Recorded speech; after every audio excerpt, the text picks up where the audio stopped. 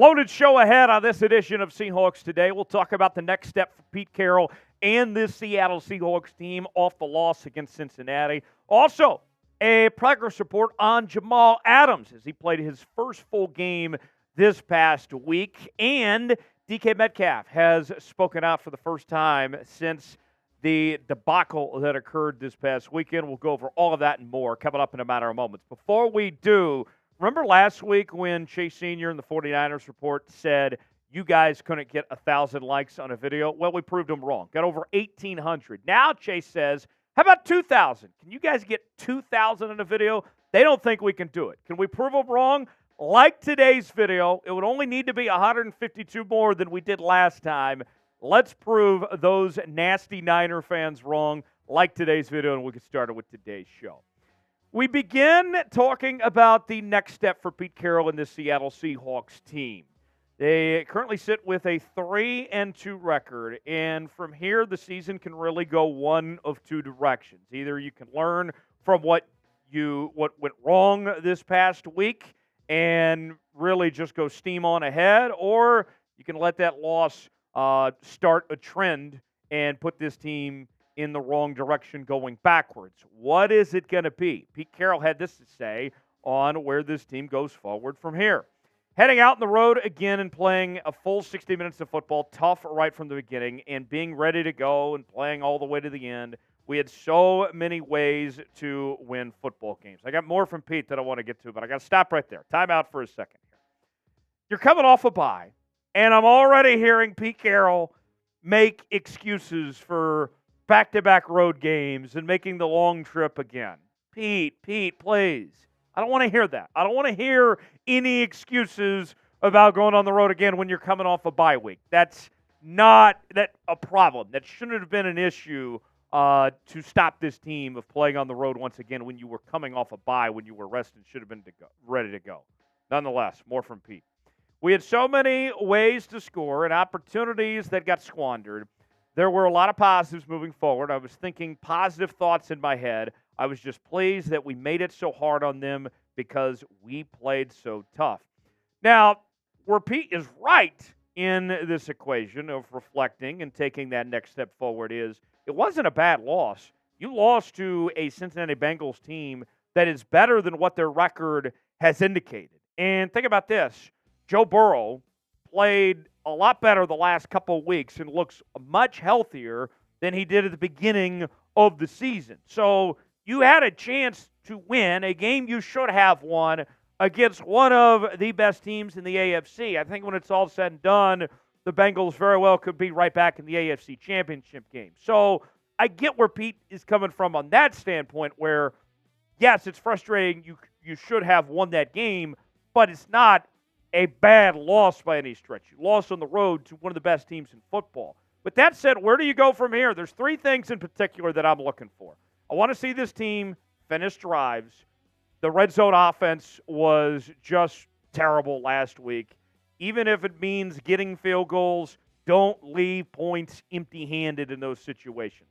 Cutting back on those mistakes, whether it's in the red zone, whether it's turnovers or penalties. We mentioned it yesterday in our game preview that the Seahawks are one of the most penalized teams in football right now. That's got to change. And I want to see this team run the football more.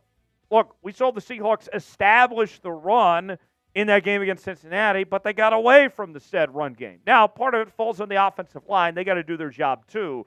But these are the things I'm looking for. If the Seahawks can work on these three things this week, this will go a long ways in getting this team on track to where they want to go. Our pet comment today, what's the biggest concern for the Seahawks at this point in time?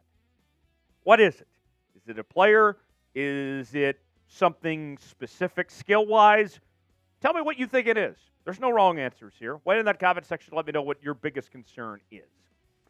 Number two, on our Seahawks news today, let's talk about Jamal Adams and his progress right now. Jamal Adams, I got to tell you, it was a huge step in the right direction for him to start last Sunday's game and finish last Sunday's game. Something that we have not seen him do since December 5th, 2021. It's been a long time coming that we've been waiting to see him finally be able to get through a game. Remember, The week prior against the Giants, 9 plays in, he was already done.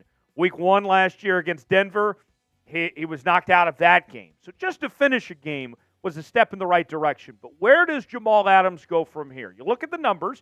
They weren't anything flashy of what we saw from Jamal. 4 tackles, 1 tackle for loss, 1 QB hit. Jamal had this to say. There was a bit of frustration, actually, from him as far as his first full game. He was on a rep count that was killing me to be on the sideline, but I understand the routine and the plan. I felt great. Now, this is the way it should be, is ease Jamal back into it, right? You don't want to get him hurt again, and then all of a sudden you're without him. You don't need to overwork Jamal. You have other options here. Think about this. Quandre Diggs played all of that last game. Jamal Adams, even with that said, still played almost double compared to Julian Love, 46 snaps compared to 24 snaps, and we didn't even see Jarek Reed at all. So while I understand Jamal's frustration of not, getting to be 100% of on this snap count of some sorts, the truth of the matter is this is in the best interest of this Seahawks team. In fact, we should be seeing more Julian Love. I like Jarek Reed. I think he's got potential. I'd like to see some more of him too. You have depth, use it, and let's see all 3 of these guys, Diggs, Love, and Adams, be on the field together as far as I'm concerned. What do you guys think? That 85% number, does that feel right? If you think it does, then type no. Should Jamal Adams play more? Type in for no. If you like to see more than 85, closer to that 100, type Y for yes. Let us know if you think we need to see more of Jamal Adams going forward. More to come here on Seahawks Today in a moment, but first, a word from our sponsor, BetUS, the exclusive sportsbook partner of Chat Sports. If you go to chatsports.com/bet, enter the promo code Seahawks125, you will get a 125% deposit bonus. Put $100 down, you get $125 to spend for free at chatsports.com/bet. The latest odds for this weekend, the Seahawks about a touchdown plus favorites against Arizona. The over-under at 44.5. If you want to bet on this game as well as other action across the National Football League, you can do so. Get your bets in today. Chatsports.com/bet. Promo code Seahawks125. Last on our Seahawks news here on this Wednesday, DK Metcalf has spoken out after his disappointing performance of what we saw this past Sunday. You look at what happened with DK, it was a couple of things, right? It was, not just that he wasn't as active as he should have been in the offense, the interception that ended up going to, the Bengals defense, and then you also had the infamous penalty. There was just a lot of things that stacked up for DK Metcalf, right? Now, DK admitted the interception was his fault. He said this, to be exact, I want to read this for you.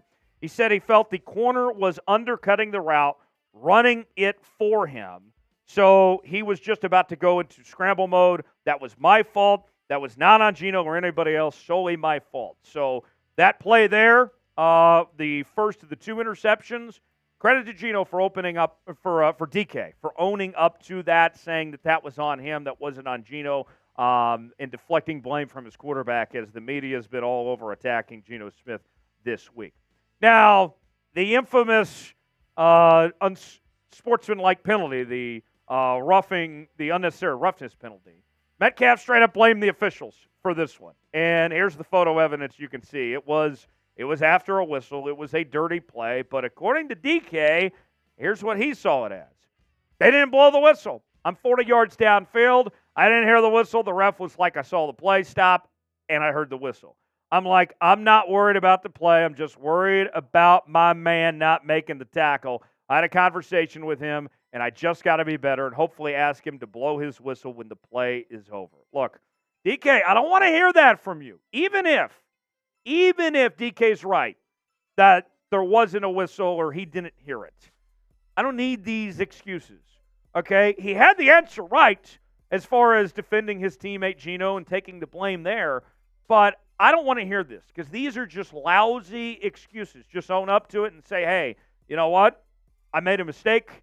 I should have been listening for the whistle or something here because this, you don't gain anything. There's nothing to gain by blaming the officials here and going about this. 4 catches, 69 yards, 10 targets, and only brought in that much. I want to see DK just clean up the little things. We know he's a special talent. Now just put it all together as far as that goes. What's your confidence level in DK? He's still DK. Touchdowns all day, he rules, right? Scale for me in the comment section your confidence level in DK. Let us know 1 through 10 what it is. Thanks for joining us here on this edition of Seahawks Today. Let's go ahead and stick it to the 49ers report. Like today's video. We certainly would appreciate it. We'll see you next time right here on the channel.